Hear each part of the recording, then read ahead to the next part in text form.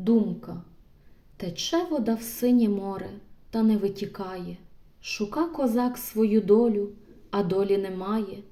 Пішов козак світ за очі, грає синє море, грає серце козацьке, а думка говорить: куди ти йдеш, не спитавшись, на кого покинув батька, неньку старенькою, молоду дівчину? На чужині не ті люди, тяжко з ними жити, ні з ким буде поплакати, ні поговорити. Сидить козак на тім боці, грає синє море, думав, доля зустрінеться, спіткалося горе, а журавлі летять собі додому ключами.